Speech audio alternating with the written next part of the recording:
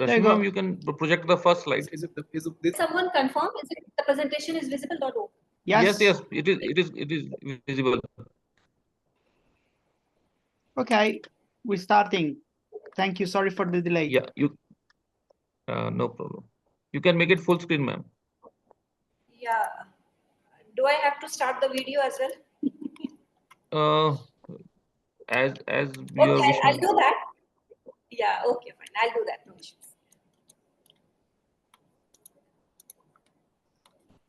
So you have unshared or what? Yes. Yeah, I'm doing it. Just give me 1 second. Okay, ma'am.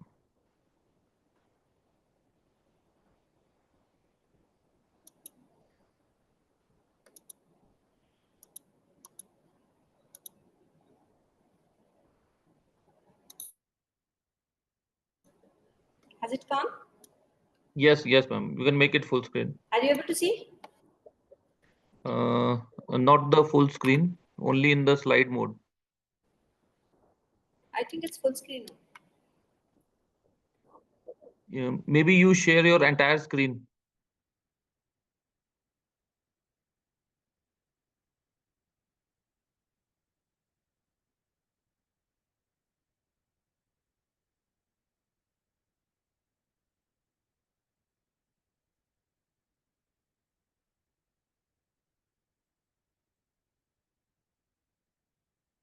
Hello. Hello. Yes.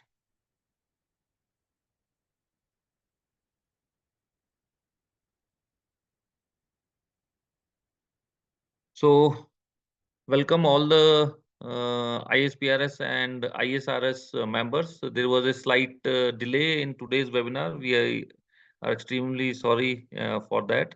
And now all things have been sorted out, and soon we will be starting the webinar for today's by Dr. Rashmi Sharma ji. Ma'am, you can share. Yeah.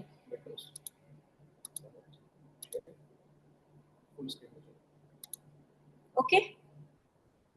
Yeah, only slide is visible, ma'am. Not the full screen mode.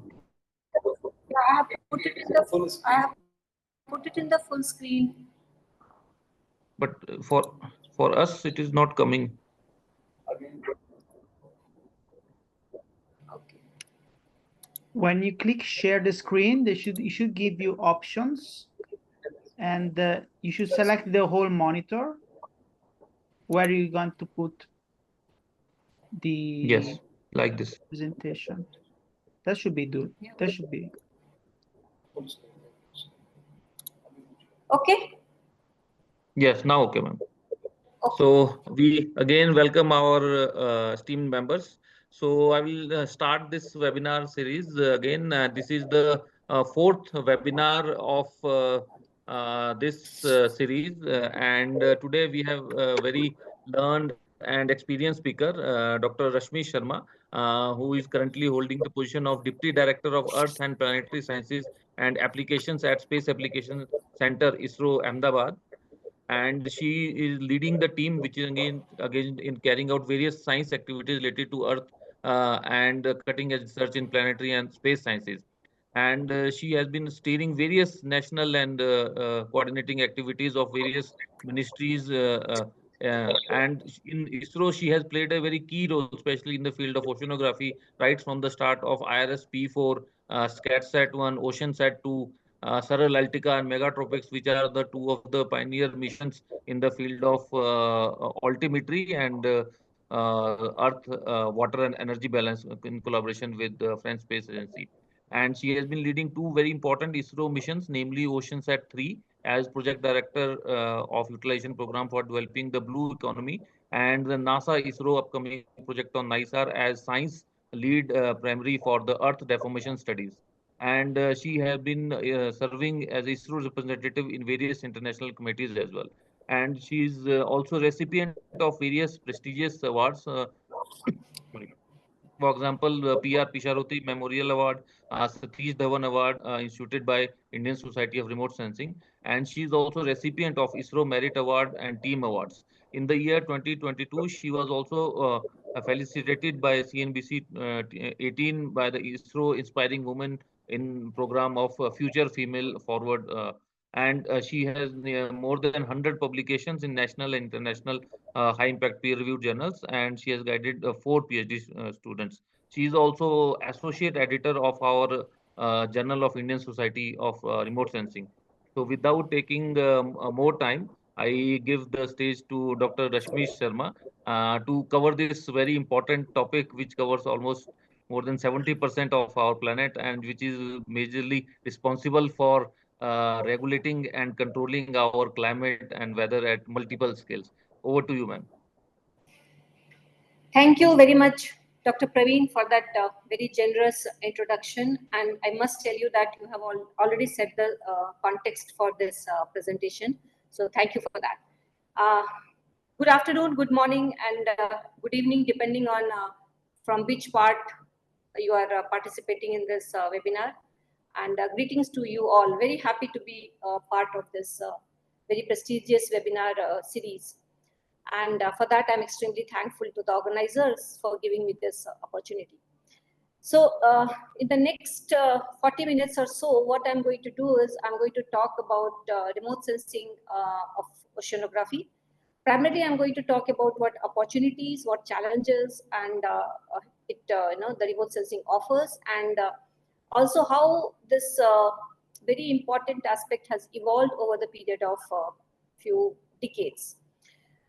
And how the remote sensing observations have, helped us unravel many of the ocean mysteries in terms of understanding the dynamics, the thermodynamics, and the ocean biogeochemistry. And as Dr. Praveen mentioned, that 70% of the Earth is covered with water, oceans. And to understand and to monitor such a vast oceans, remote sensors are eyes in the ocean, in the sky, and the observations that these sensors are providing us are changing the lives of many who are dependent upon the ocean resources in one way or the other. So first few slides will essentially set the context for my presentation as to why we have to observe the ocean, why we have to monitor it, and what is the need to predict the oceans. So let me start with the concept of ocean economy and the blue economy. So already it has been told that this planet Earth is covered with water, and about 40% of the world population resides within 100 kilometers of the coast. So that's a huge number. And we also understand, it is by now it is already known that whatever carbon dioxide and other the greenhouse gas that we emit, out of that 30% is actually absorbed by the ocean. So they are the sink of global carbon dioxide. And coming to the resource part, at least 3 to 5% of the global GDP is derived from ocean, which is I personally feel which is not a big deal. We have to enhance this contribution. And there is in fact, there is a huge potential for boosting the economic growth and boosting the economic growth from the ocean perspectives, because this the oceans, they support, it's supporting food security, energy, new drugs, deep sea mining, and many aspects. So talking about the ocean economy, essentially it means harnessing the traditional sectors, and these traditional sectors have been essentially the fishery sector, the tourism, and the maritime transport. However, there are other new and emerging sectors also in the light of this climate change. Renewable energy is one very important sector where the ocean has a potential to play a big role. And then the other sectors are aquaculture, seabed activities for the mineral exploration, harnessing the marine biotechnology and bioprospecting. So these are the new and emerging the avenues from the oceans. So now talking about the blue economy is something, this was all what I talked about is the ocean economy. But if you talk about the blue economy, essentially it's harnessing all these resources in a sustainable manner. So the word sustainable becomes very important here, that you need to harness, but in a sustainable manner. So the exact definition which was given by World Bank for the blue economy is sustainable use of ocean resources for economic growth. We have to improve the livelihood and create the jobs.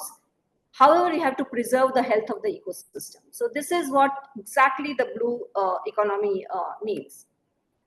So what are the blue economy pillars? So as I have already talked about, the blue economy pillars are renewable energy, because oceans have vast resource of the energy, it has a potential. I mean, one can tap a lot of energy in terms of, the wind energy, the wave energy, and then, this thermal energies and many such energy, resources are there. And fisheries, of course, we have to have, the sustainable fisheries, because there are many illegal fishing also happening. So we have to curb that. And we have to also restore the fish stocks, for the sustainable fishing. Maritime transport, of course, I have already talked about that. Traditionally, all the transports and transportation have happened through the sea routes only. So it offers, a great potential in that sector as well. And of course, tourism and climate change, because climate change is one aspect which we have to keep in mind while developing the blue economy, because while it's a source for the carbon sink, but and it helps in mitigating the climate change, but then we also have to be very, very, sensitive about how much carbon we should pump in the oceans, because it has other adverse impacts as well. So all these blue economy pillars are have the potential to contribute in various sectors, which are listed on the right side of the slide, which is tourism, oil and natural gases, fish processing, shipbuilding. So many such sectors are there where there is a huge potential of ocean resources and ocean sectors which have a potential to contribute there. Keeping in mind, there are many global programs which are in place, and these are there are many international programs like Blue Economy Development Framework is existing. Indian Ocean Rim Association is in place. The European Union's Blue Growth Strategy, Blue Innovation Plan, and in India, Ministry of Earth Sciences has come up with a very big mission, which is a deep ocean mission that is also in line with developing the blue economy.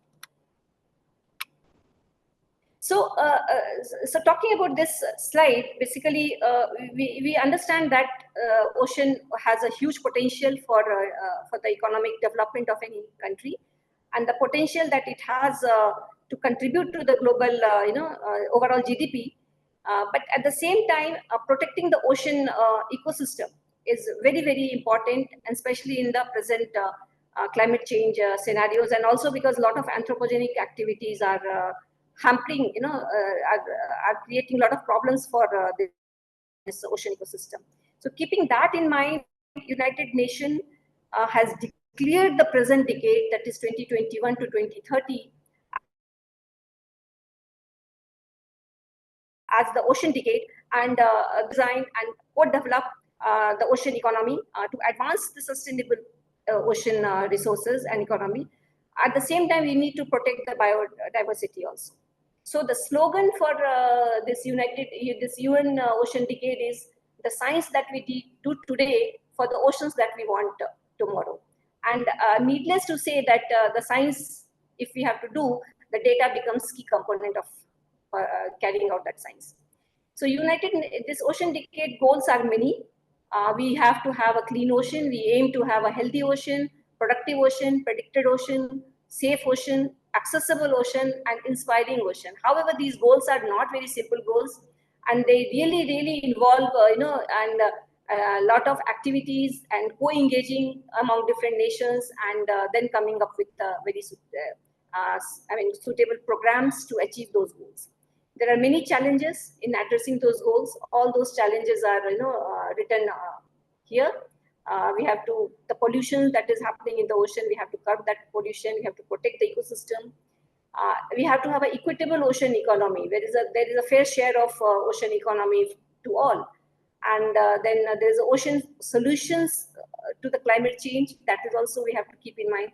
And apart from that, there is a very important aspect to meet the Ocean Decade goal is expanding the ocean observing system. And this is where the role of space agencies come. because we have to, have to generate the ocean data set, and we have to expand the ocean observing system so that, we achieve those goals. Now, talking about the oceans, as we already, we know many of these, that oceans are under severe stress, and there are many extremes that are happening in the oceans. One of the important extreme is rising sea level, which is of concern to many, almost all of us, and especially those who are residing near to the coastal region. And this figure on the top, it tells you that everywhere it's either yellow or it's red. What it means is sea level is rising at most of the places in the oceans. So, so that's a concern for us. Somewhere it is rising at an accelerated rate, somewhere it is not rising at an accelerated rate, but overall it's rising. Second extreme, which is affecting the ocean biodiversity and ocean resources, is the rising marine heat waves.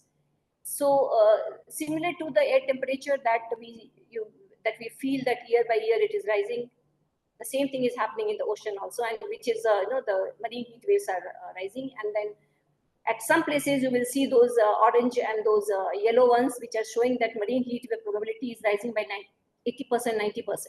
So that's a huge, big number actually. So this is another concern. Another concern is rising ocean acidification, because oceans are absorbing the CO2 that we are pumping in the atmosphere. So the acidification of the oceans are actually not good for many of the ocean resources, and especially for many those corals and mangroves and many of those ocean resources that we have in the oceans. And the fourth one, pre-industrial phase, in fact, you will see that those red dots are very less, which essentially means that there were not many regions in the oceans where these algal blooms, harmful algal blooms, were prominent. However, in the recent times, those red dots have increased in number, and most of the coasts actually are facing this harmful algal bloom problem. So this is again a dangerous situation for the ocean ecosystem. So we have to monitor the ocean, and we have to observe the ocean in order to predict the ocean.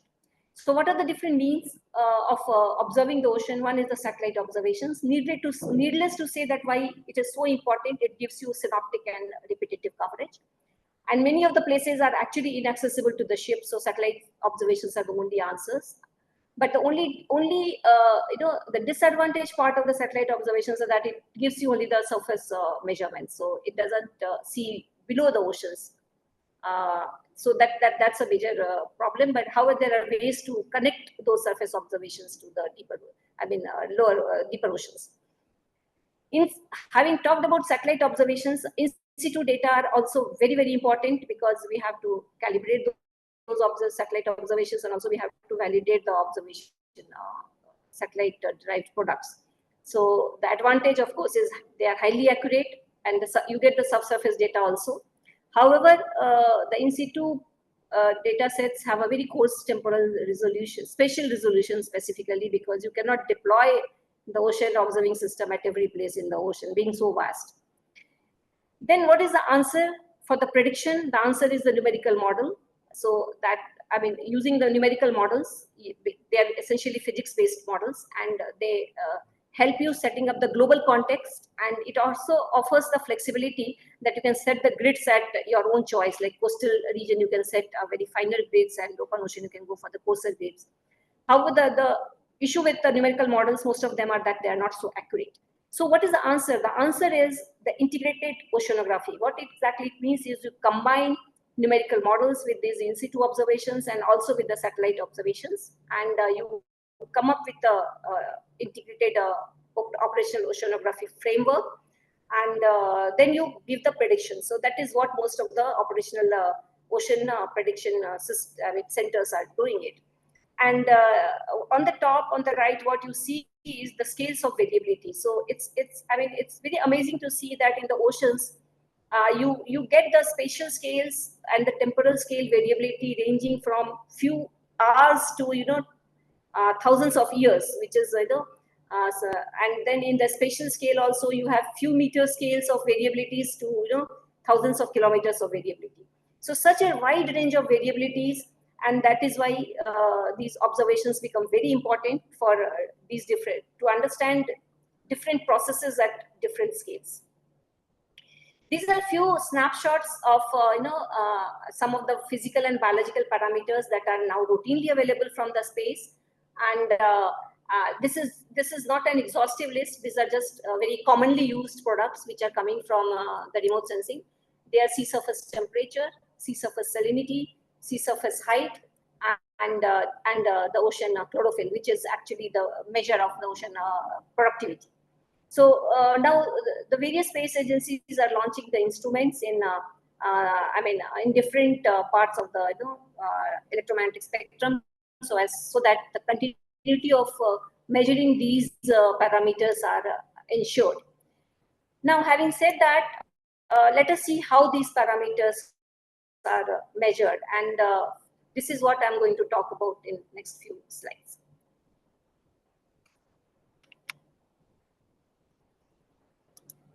So this is what we do in the remote sensing. So this is a bit of a fundamental. I'm not going to go much into the details. So what you see on the top is the electromagnetic spectrum, and the part of this electromagnetic spectrum that we use for the remote sensing, the thermal infrared region, which consists of thermal part also, and then the microwave regions. So these are essentially the three regions which are used for getting the geophysical products over the oceans. And so talking about the visible part, basically it's an optical remote sensing, and many of those ocean color cameras are already in the orbit. It has a very rich history, and some of them, and below each of those orange boxes, I have also mentioned some of the missions which are already either in the orbit by different space agencies. Mostly I'm focusing on the ISRO's mission, and some of them which are going to come up very soon by other space agencies as well as by ISRO. So talking about the ocean color, we already have EOS-06 OceanSat 3 mission, which has a ocean color instrument on board it. I will talk about it more in my subsequent slides. And then there is a very sophisticated and advanced instrument in place by NASA, which is a PACE mission, and which is a hyperspectral mission for giving you the ocean color measurements. Then comes the sea surface temperature measurement, which is normally done in the thermal remote sensing part, which is the thermal infrared part, 10 to 12 micrometer. And OceanSat 3A mission, which is going to be launched sometime next year by ISRO, will be having the sea surface temperature monitor. INSAT 3DS, which is a geostationary satellite. This is also giving you every half-hourly sea surface temperature measurement. And Trishna, which is another mission, very sought after mission now, because it's going to give us, it's a ISRO CNES joint mission, because it will be giving you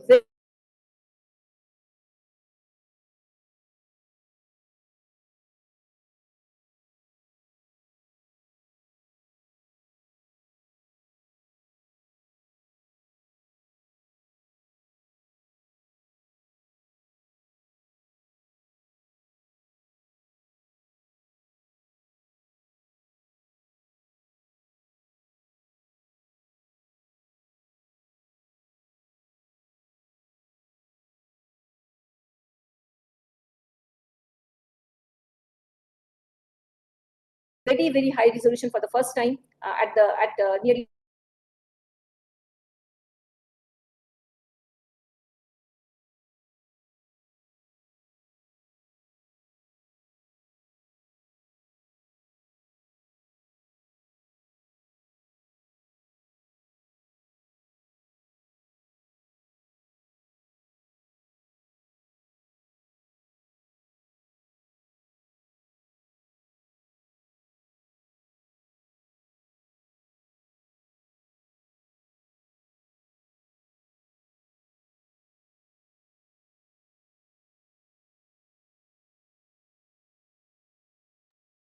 Hello, Dr. Rashmi. We just lost your voice and the screen.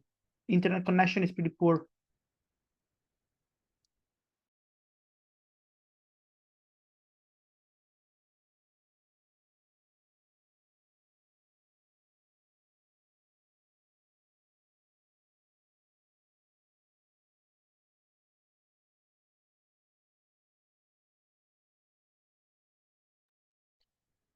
Hello, Dr. Rashmi, Dr. Agarwal. Is anyone here? Yeah, same here. Okay, we just lost Same the here. presenter. Yeah. I think many people are not there now. Suddenly, No, it's just a presenter got probably disconnected. yeah. 27 people are there, right? No problem. So, Dr. Praveen, can you hear me? Dr. Vaibhav?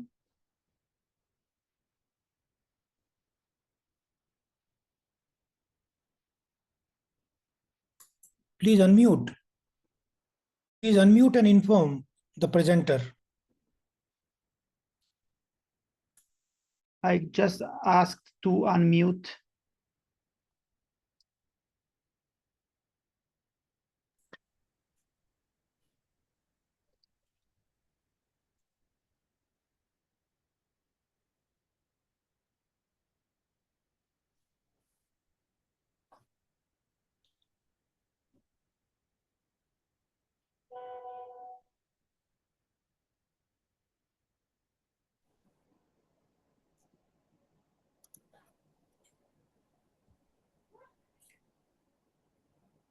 Okay, now we see you. Hi, Dr. Rashmi, welcome back.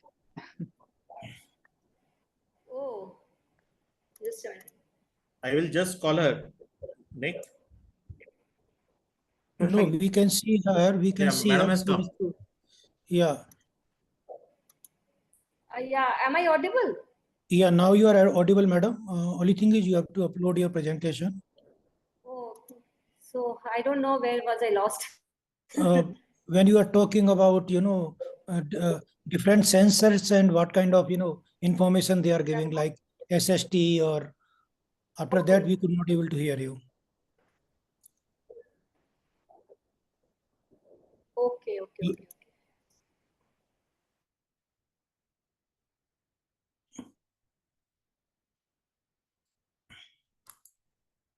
Again lost, it seems.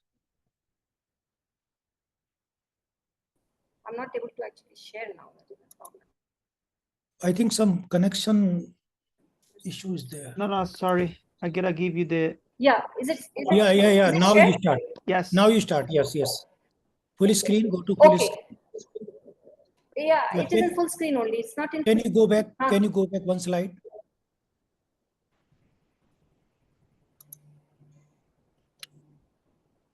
It is not Yeah. in full screen still. Yeah, now it is in full screen, and you after that means you were talking about these different sensor. Yeah, right. Okay.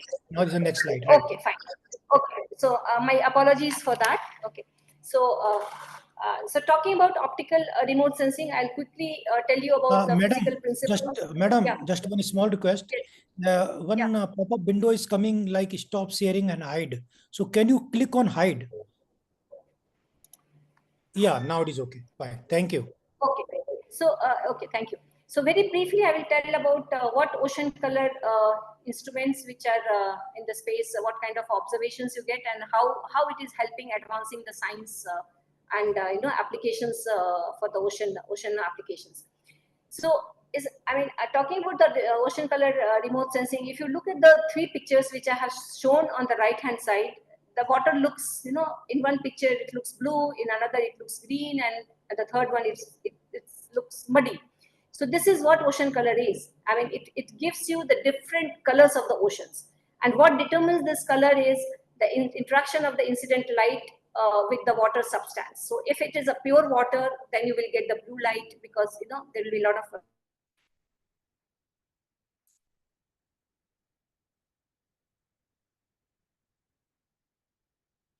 reflection in the blue light. However, if the water is dominated, they absorb the light in the blue red, green in the in the remote sensing images, and that is how those bands are selected actually. However, if there are inorganic particulate matter suspended, so they have basically the scattering characteristics. And then I will tell you how those ocean color bands are chosen. Basically, they are chosen based on these observations and these physical scattering reflection processes. And if there are substances which are dissolved in the water, they primarily absorb the lights in the shorter wavelengths. So based on these constituents and how they interact with the incoming solar lights, solar radiation. So different constituents of the water can be deduced, and primarily the phytoplanktons, the suspended sediments, which are undissolved, and color dissolved organic matter, which are the dissolved substances in the oceans. They are deduced from these ocean color measurements. And ISRO has a very impressive Indian ocean color missions, starting with Ocean Color Monitor 1, Ocean Color Monitor 2, and right now there is a Ocean Color Monitor 3 in the orbit, which was launched in the year 2020, later part of the year 2022, and with quite a lot of advancements in the number of bands, because what happens for the ocean color measurement is, the biggest challenge is that the radiation which is upwelled from the ocean after going through forward scattering, backward back scattering and all, that part of the upwelled radiation is very, very small. And then on top of that, it interacts with the atmospheric constituents, so that also leads to some attenuation in the water living radiance. So it's a very, very challenging field, because you have to extract the information about all these constituents from the backscattered light, which reaches to the sensor, which is a very small in number. So the sensor has to have a very, very high signal to noise ratio in order to detect these useful signals. So that is the biggest challenge in the ocean color remote sensing. If you look at these images, I'm not going into the details of how the biophysical parameters are derived from these ocean color measurements. However, if you choose those bands very carefully, where it interacts, where the light interacts with the ocean color, the ocean constituents, then those constituents can be derived. So if we look at the ocean color science and applications, a very beautiful image you will see on the top left, which is the ocean color global map of this has been derived from our own ocean color monitor sensor, and the kind of applications that are deduced from these measurements it is helping in potential fishing zone identification, which is one of the very important sector for developing the blue economy. Then it helps in getting to know about which are the zones in the oceans which have a high productivity, and how these zones are playing the role in air-sea interactions. Again, for the sediment fluxes in the coastal environment, how much sediments are being put into the ocean waters in the coastal regions, you can detect those regions. Algal blooms can be detected, and of course it helps. These ocean color measurements are the backbone for understanding the air-sea carbon dioxide flux studies. Apart from that, it's a very, very important parameter to also understand the atmospheric dust, because it has the potential to give you the aerosol optical depth, which is a proxy for the air quality indexes. And then you can these AODs are can give you understanding of which are the regions which are loaded with high aerosols and all. And then water quality is another very, very important application where the ocean color measurements are helping a lot. And the images that you see on this slide are representative of each of those that is seen in the Arabian Sea. And then the coastal turbidity, you can see that those red colors are basically the total suspended sediments, and they are basically indicative of the sediments which are coming from the coastal sites to the coastal ocean, which is getting dumped into the ocean. And then this ocean color or the optical remote sensing is also very, very important for understanding this marine litter, because the oceans are now getting highly polluted because of different types of litters, debris. And one of the debris is actually the plastic debris. So we are dumping a lot of plastics into the ocean. So how to detect them? Because we have to understand the pathways of these plastics. Where are they going into the ocean? And they are extremely dangerous for the ocean organisms and the ocean living things. So so the ocean, optical remote sensing is also helping in identifying those hot spots of marine litter zones. And here what you see is those green spots are those pixels where the marine litters have been identified. Then talking about the ocean color mission timeline, you will see that it has a very suite of missions have been launched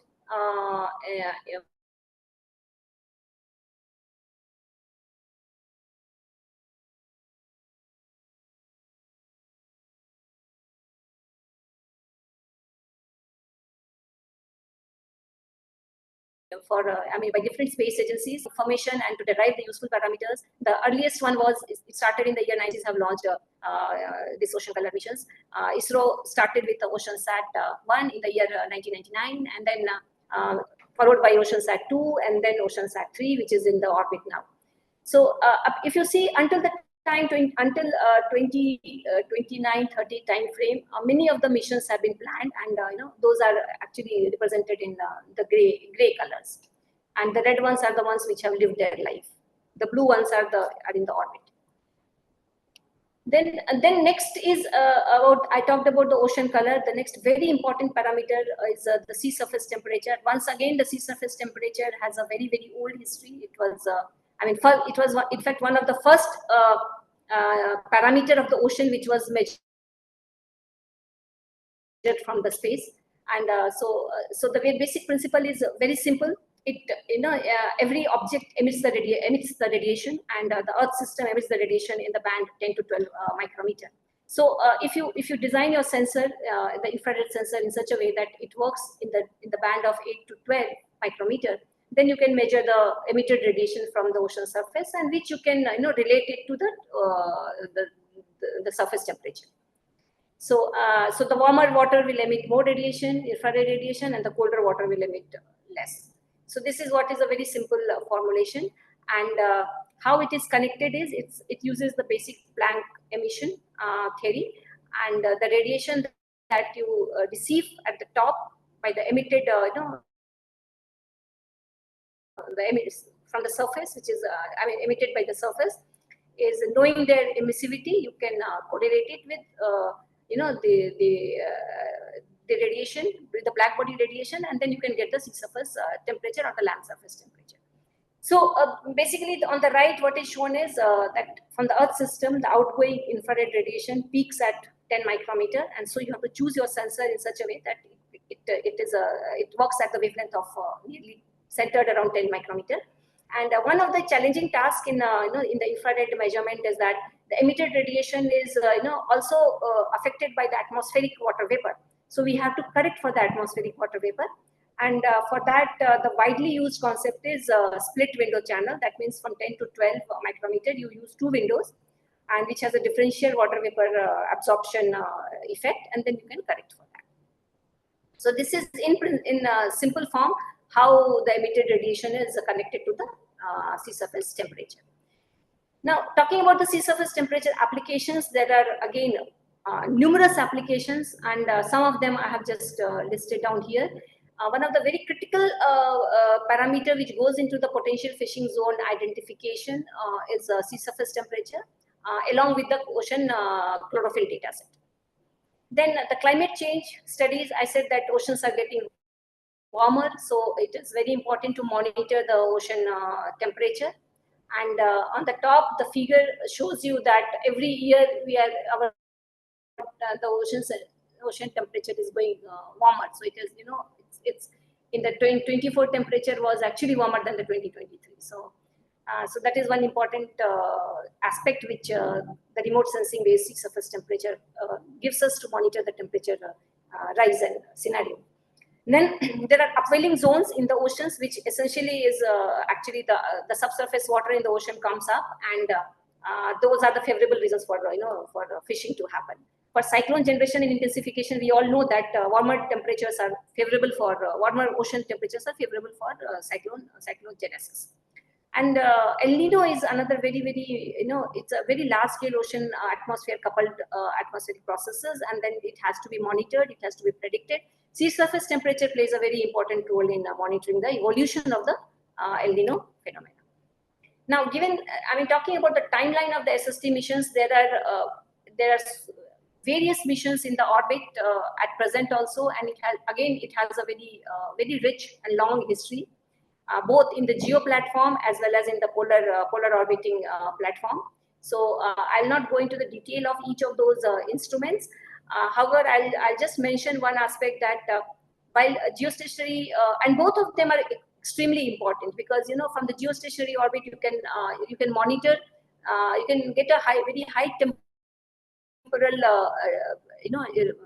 data sets every half an hour, and from the polar orbiting you'll be getting every 1 to 2 days the repetitivity. However, the sea surface temperature accuracies would be better than the one you get from the geostationary platforms. But having said that, I mean, you need to observe the sea surface temperature from both the from polar orbiting satellites as well as from the geostationary, because there is a global concept of merging the product. That is nothing but there is a global consortium group of high resolution sea surface temperature, and which works towards merging all these satellite observations to generate the product, which is day and night product, and also not obscured by the cloud cover. Here I would like to just mention that we are going to have a very, very high resolution sea surface temperature observation in future. I mentioned it also that it's in collaboration, ISRO CNES collaboration mission, which is called as Krishna, and coastal SST with unprecedented accuracy as well as high spatial resolution is going to be available during that time. Having talked about optical and infrared part, that is a thermal infrared part, now let us spend some time on the active remote sensing in the microwave domain. So here the radars are extremely useful, sensors for oceanographic measurements, and there are 3 classes of radars. One is altimeter, second is spectrometer, and synthetic aperture radar. Altimeters, I said, it's a backbone of operational oceanography, and all the 3 radars which I have shown you here, they provide you the backscatter signal and the range information. However, from these 2 information, there are many ocean parameters one can derive: the ocean surface waves, the winds, currents, sea level, and many more.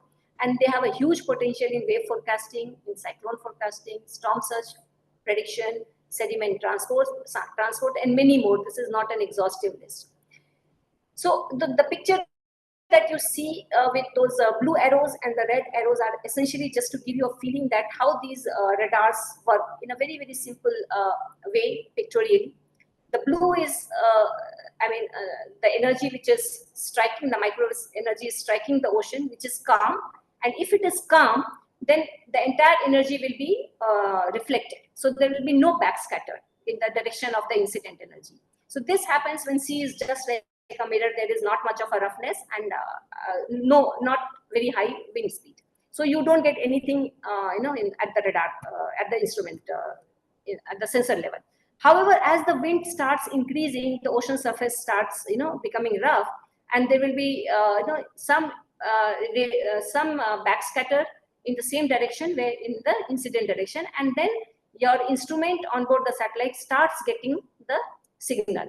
And this is how the whole process of measuring the backscatter. So rougher the ocean, more backscatter will be there at the instrument level, and then that is correlated with the ocean parameters like winds and waves.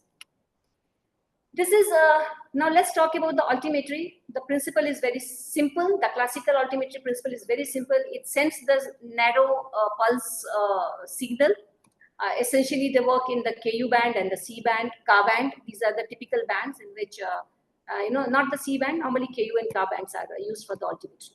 So the nadir altimeter just gives you the measurement at the nadir, as the name suggests. So there is no swath in that at all. However, the footprint, and in this case, the footprint size is determined by the width of the pulse width that you send.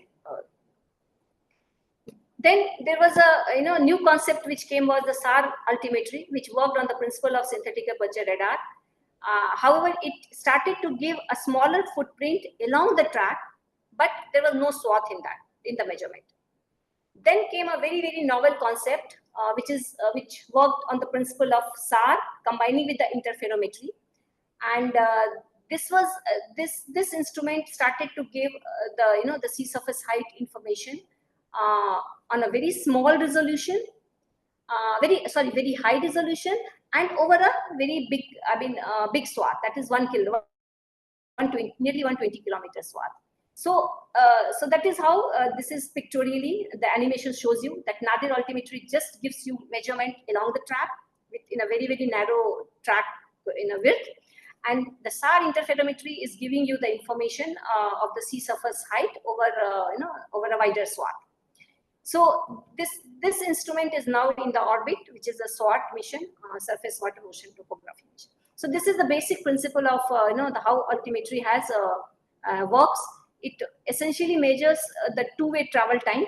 It sends the pulse that interacts with the ocean surface, and the return time is the two-way time is measured by the onboard clock. You know the speed of the electromagnetic radiation, so one can get the height of the satellite with respect to the ocean surface height. So which is called as a range. Then that range is transformed into the sea surface height if you know the the orbit parameters of the orbit of the satellite and also the geoid height. So I'm not going to go into the detail of that, but this is a typical waveform that that the nadir altimeter gives you. Essentially, it is nothing but the return power as a function of time. So if you look at this this waveform, and if you track the midpoint of this leading edge, this is the leading edge, you can get the information about the sea surface height. And if you measure the slope of this leading edge, that is inverted into the wave height information, and which is known as a significant wave height. And the maximum power that is measured is related to the ocean surface wind. However, in this case, what you get is the scalar wind, that is just the wind speed, not the direction. These are some of the applications. Very quickly, these are eddies, anticyclonic eddies, and the ocean, like you have cyclones in the atmosphere. We also have cyclones and anticyclones in the oceans. They are rotating water bodies. So these eddies are actually basically they transport heat into the ocean, and we have to detect them, and we have to also see track their path. So these are the eddies which can be monitored very nicely with the sea surface height. El Nino and La Nina, which are the large scale ocean extremes, are monitored if you have the sea surface height measurements. And this is one such a typical case of the very high sea surface height during the El Nino time near to the Peru coast, in the eastern Pacific. And altimeter also has a potential to give you the sea ice thickness in the higher latitude regions. And one of the most important application of the sea surface altimetry is in monitoring the global mean sea level rise. And if you look at this image, what you see is from 1992 onwards, there has been a consistent rise in the global mean sea level, which is a matter of concern. And this rise is actually of the order of 3 to 4 millimeter per year, which is a very, very huge number actually. This, as I mentioned, that this is a technological, marvel as far as the altimetry is concerned. This image that I will not go into the detail of all these things, but just looking at the picture, if you look at the left-hand side image, what you see is the sea surface height from the conventional altimetry merged with different altimetry, nadir altimetry. However, the same region, if you look from the SWOT mission, only on a single day measurement where no other altimetry has been merged, you see all these very, very fine features that has come out, which was not very clear, and it was all submerged in the higher, coarser resolution image. So this is the beauty of SWOT. However, I would just like to mention here that the SWOT is not just for ocean. One of the major drivers of SWOT mission is also to understand the hydrology, inland hydrology, and it's a very beautiful instrument to give you, to monitor the river, reservoirs, lake, water level, and which can give you indirectly the discharge also. Altimeter timeline history is very, very impressive, right from 1991, 92. In fact, before that also altimeters were launched, but this is a timeline of modern altimetry. And you see that, the altimeter missions, many space agencies have launched, and up to 1940, you can see that, the altimeter missions continuity is ensured by different space agencies, because this is considered to be one of the very, very important instrument for measuring the sea level, which is one of the very important parameter for the climate change impact study. And this I have just shown that there was one mission which is still there, CFO-SAT, which had a very unique instrument called SWIM, and this was the first instrument to give the ocean surface wave spectrum. Other altimeters just give you the wave height, but no information on the wavelength and the direction in which it will propagate. So the complete wave spectrum was determined by that. So spectrometer is another instrument, microwave instrument, which is very, very important, and it's basically an active instrument, side-looking. Unlike altimeter, which was another looking, this is a side-looking radar, and basically it measures the this backscattering coefficient. I had told in the very beginning that rougher the sea, there will be more backscatter, and this backscatter is related to the winds, because the winds are the one which is generating those roughness, which is related to the backscatter. And how the wind vectors are derived is given. I mean, in the plot that you see, the backscattering coefficient has a relationship with the winds. It's basically non-linear. That's why I'm showing it in the logarithmic scale. And then a model function is developed which relates this, the wind to the backscattering coefficient through some function, and that is then ultimately it is inverted to get the sea surface wind speed as well as vector. The beauty of this instrument is that you get vector winds, unlike altimeter, which was just giving you scalar winds. And that vector wind, that means the amplitude, I mean the speed as well as the direction it gives you. And primarily, it gives the direction measurements by looking at the same place from different azimuth angles. So that is the working principle of spectrometer. And you see this very beautiful cyclone image, which is which you can see from the spectrometer winds, surface wind. And this is a global product that has been generated using ISRO's EOS 606 spectrometer product. And these are some of the very, very useful applications that are being derived from the spectrometer. It is helping in predicting the cyclogenesis 2 to 3 days, sometimes with 4 days lead time. So you will be able to say that, okay, after 4 days, the cyclogenesis is going to happen. So that's one of the very important application of a spectrometer. Another, from the ocean perspective, the global global ocean wind, which are coming from the spectrometers, are used to derive the global upwelling index, and this is very, very important for for understanding the biological productivity. And coming to the renewable energy sector, again, spectrometer winds are very powerful tools to give you the sea surface wind, which are related to the global wind power density. Now, talking about the timeline, starting from this year, you see that the different space agencies are ensuring that there will be a continuity of the mission of the spectrometer, because spectrometer is not just for the ocean application. Actually, it has a very, very useful, important role to play in the numerical weather prediction also. So it is, as the information, this ocean surface wind is assimilated into the this numerical weather prediction models, and it has a very high impact on weather predictability. So the continuity of this mission is also more or less ensured. ISRO has a very strong role to play in this spectrometer mission, and you will see that OceanSat with the OceanSat 1 followed by SCATSat, and then OceanSat 3. Next year there will be OceanSat 3A. So there is going to be a lot of wind spectrometer observations for many applications to be addressed. Now coming to the synthetic aperture radar, how this instrument plays an important role for ocean applications. So this is a very the working principle of SAR is a bit complex in the sense that it differs from the real aperture imaging, where the resolutions are restricted by the antenna size. However, in the case of synthetic aperture radar, because by the aperture is synthesized because of the motion of the satellite, and hence what you get is a longer antenna, and then a very, very high resolution maps over the oceans or over the land wherever it is targeting. So, and there has been many instruments. I will show that in the next slide. And these synthetic aperture radars are actually the processing is very complex of this instrument, unlike spectrometer and altimeter. And I mean, it works in the various bands, frequencies.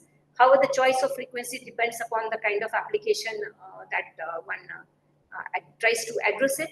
So for the ocean application, most favorable spectrometers are C-band for many of the applications to be addressed. So I will not go into much of this detail for the lack of time. So this slide gives you an overview of what ocean applications you can address with the SAR system, which gives you a very, very added advantage, unlike altimeter and spectrometer, that you get very high resolution images from this instrument. So if you look at the host of applications and those science problems that it can address, you can just see that it has a potential to give you information about information about ocean tides and tidal waves, ocean internal waves, ocean surface wind, current. It has the potential to detect oil spill. It detects the ocean eddies. Then aquatic vegetation like coral reefs and mangroves are being detected. Ships are detected. It can detect the icebergs. It also has a role to play in the sea level estimation in the coastal region specifically, and one can also estimate the bathymetry. So it has a huge potential to play in this instrument has to play in the ocean application. These are some of the applications which I have just put here in a pictorial form. Oil spill one can detect so that you can track the oil spill and necessary course of action for the policy decision makers. It helps in making that. Then high resolution coastal wind is very important product which comes from synthetic aperture radar, which is not possible to get from any other, like from spectrometer, because it has a coastal resolution 25 kilometer. So in the coastal region there is a lot of gap. However, those gaps can be filled with the SAR measurements because of its high resolution. Very surprisingly, the ocean algal blooms, which are actually basically the ocean ecosystem, this phytoplanktons and other things, but it has a potential to even capture those algal blooms. And this is a very beautiful picture that you see in the ocean color monitor. You see these algal blooms in these are the green ones are the blooms. The same structure you see also in the SAR images. So whenever there is a obscured, these ocean color emissions are obscured by the cloud measurements, so you don't get the data under the cloudy condition. The SAR instrument has a potential to supplement that. Then internal waves I talked about. It has a very huge potential to play in the naval applications and many other applications. Ships one can detect using this SAR images. These bright spots are basically the ships. And then again, if you look at the timeline from starting with 1978 with the CSAT-1, there are so many missions were put in the orbit by different space agencies, and ISRO has a very, very big role to play in synthetic aperture radar. In fact, we have mastered the technology of SAR, and you can see that it started with this RISAT 2B, then RISAT 1, RISAT 2. One A is in the orbit, and 1B is very soon it's going to be in the orbit. And very importantly, NISR mission is going to be launched very soon. So this is what NISR mission is. So this is a first of its kind mission where you would be getting a very observations on a very wide swath with a systematic coverage of 12 days. And it has a host of applications. It has a dual frequency L-band, S-band SAR mission. And although the major driver of this mission is understanding the ecosystem, hydrology, surface deformation, Hydrosphere, but it has a huge potential to play in coastal and ocean applications as well. Now, quickly coming to the microwave radiometers, basically the microwave radiometers are another actually very essential backbone of oceanographic measurements. So basically they measure the thermal radiation, which is again emitted by the Earth, similar to the thermal infrared, but here it works in the microwave regime. And over the oceans, in this part of the spectrum, that is in a microwave, basically you see that this is a very important curve to be understood while making the measurements in the microwave domain. This is a spectral sensitivity curve. So essentially what the sensor measures is the emitted radiation from the ocean surface, and that is converted into antenna temperature, and then from the antenna temperature it is converted into brightness temperature. But the interesting part here is that this brightness temperature depends not just upon the temperature, but also depends upon the salinity, depends upon the ocean surface winds. So it has the potential that if you choose the frequencies in the microwave domain, very appropriately, some 3 or 4 microwave frequency, then from this multi-frequency concept, one can get many information like sea surface salinity, winds, SST. So it's a very beautiful concept, my radiometers, and if you look at the different concepts that has come up in this domain, in the microwave radiometer domain. So there has been a radiometry through small satellites. This is one concept which is being talked about. So basically the L-band constellation, which will give you, the salinity measurements, as well as on the land it gives the soil moisture as well. Then there is a polarimetric concept was tested with SMAP and WinSat. Then there was a concept which was tested and which proved to be extremely useful was the multi-frequency. As I said, that 1.4 gigahertz is widely used for salinity. And if you go up to 37 gigahertz, many of the other parameters from atmosphere also one has the capability to detect. Then interferometry concept was also tested with this SMOS mission for the salinity once again, where the large the SAR concept was put into place. And another very important concept was put radiometer and the active instrument like radar together, so that you improve upon the accuracy of the derived parameters. So these derived parameters, basically it was tested for sea surface salinity. So many of such technological concepts as well as different configurations are have been tested and are planned for the near future. So these are the radiometers for ocean salinity. Ocean salinity is actually very, very important parameter, as it's a key marker for understanding the circulation, ocean circulation, hydrological cycle, and climate science. So there have been many instruments in the orbit, starting with the SMOS, then came Aquarius by NASA, and then again came SMAP, which is also meant for the SMAP started to give a sea surface salinity, but the major driver for this was measuring the earth soil moisture. Then this is my just 1 or 2 more slides. Actually, this is a concept. This is a very, very new concept which has come up of late, because we have so many, these GPS satellites are there in the orbit. So this GNSS-R is actually basically global navigation satellite system reflectometry, and it's a remote sensing technique which basically uses the surface reflected GNSS signals.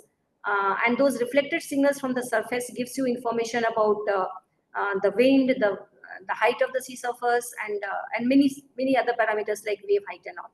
So basically, it works in a concept of as a bistatic radar configuration, where you have a transmitter, which is a GPS satellite, and then you have a receiver on a low Earth satellites. And the GPS signal reflected from the ocean surface is received by these receivers on the low Earth orbiting satellites. And then there are the 2 parameters which are measured from this is the delay and Doppler. That means the time delay and the Doppler measurements shift in the frequencies, which are actually basically affected by the ocean surface conditions. And from this delay Doppler maps, the surface wind is derived, and also the significant wave height is derived.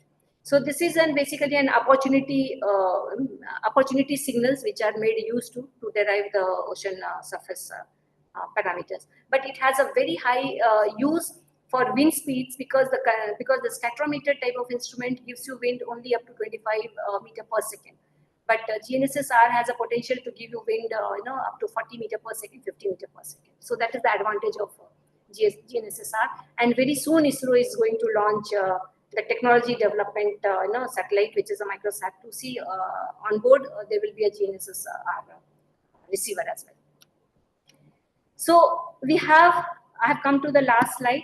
So we have the data, we derive the information, but what is most important is that this data to information, this has to be translated into an informed decision. So, and for that, data alone is not important. So what is important is, you have to generate you have to use the geospatial technology and also advanced AI/ML technologies to derive maximum information from this data. Generate a product as per the user requirement, that means the customized user requirement products, then it has a wider applications. And also if there are any stakeholders of the data, we have to ease the data transfer and we have to make them available. The data should reach to them in almost in a near real time. Then seeing is believing, so actually we have to have a very good real-time visualization system in place for all this data and for the applications that we develop to be used by any policymakers or the decision makers. And of course, the data dissemination system has to be very fast so that it reaches to the user in no time. And very importantly, at the end, I would like to say that, all these things are very fine, but we also have to see that we give a proper training to the stakeholders so that, these informed decisions are made use by those stakeholders in a big way, so that we harness the potential of remote sensing observations in a very, very big way. So with that, I conclude by saying that we are in the ocean decade, and let's all pledge to save the ocean. So thank you very much. Thank you for your for giving me this opportunity once again.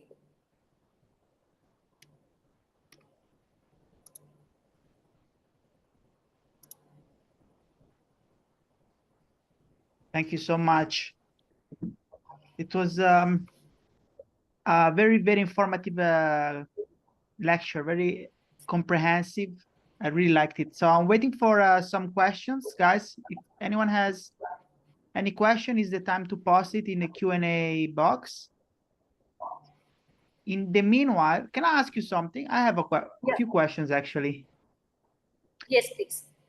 In one of your slides, you spoke about upwelling index, and I'm not quite sure. Upwelling index is actually when cooler water come up in the coastal area.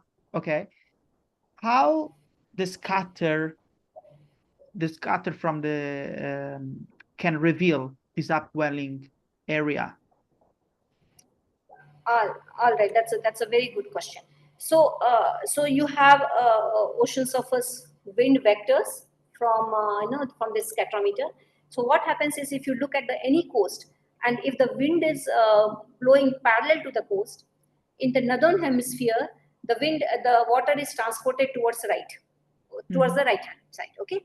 So what happens is, in order to because there has to be mass conservation, so in order to fill that gap, so if the water has transported from one place to another place, the water from somewhere has to fill up that place, right? So that water comes from below. So the surface water is transported, deflected, and the subsurface water comes up to fill the gap. So those subsurface waters are, rich in nutrients, and that leads to more of a productivity. So there is a Ekman transport concept. So you can relate winds to the ocean currents. Oh, okay. So the ocean currents play as a proxy when they diverge. There is an anomaly. Then you say, all right, there must be an upwelling in this area. Absolutely, absolutely, yes. And it depends upon the direction of the wind. Okay, thank you so much. Okay. We have one question from Umair Afsal. He says, can you tell about any application of ocean satellite emission in tsunami early warning system development? Yeah, that's a very, very, very interesting question. In fact, actually, altimetry has a potential to measure the tsunami-induced wave height. Okay, but what happens is wave height and as well as the sea surface height observations also, because sea surface height rise also. Because what happens is because of these tsunami disturbances, the sea level goes up and down. Okay. So altimetry, because it gives you the sea surface height measurement, it has the potential, but it gives you the signature of this sea surface height associated with the tsunami. But the problem is, the biggest problem is the tsunami taking place and altimeter going over that region is it's very unlikely actually. In some of the cases, it does pass through that region where the earthquake has happened and the tsunami waves are generated. But yes, and most of the altimeters, as I talked about, has been the nadir looking. So you don't have a big swath to cover the region. So even if there is a pass going over the tsunami region, so there is all likelihood that it might miss the the core area. So if you have a constellation of altimeters and with this wide swath altimetry swath, any tsunami signal, I think it should be measured and it should be detected. It has the potential, yes. Okay, thank you very much. Thank you very much for this very, very interesting lecture. And thank you also for everyone that has attended, and sorry again for the delay. I think we can end it here. Thank you so much. I hope to see you all soon in another conference or somewhere. Thank you so much. It was a pleasure. Thank you. Thank you. Bye.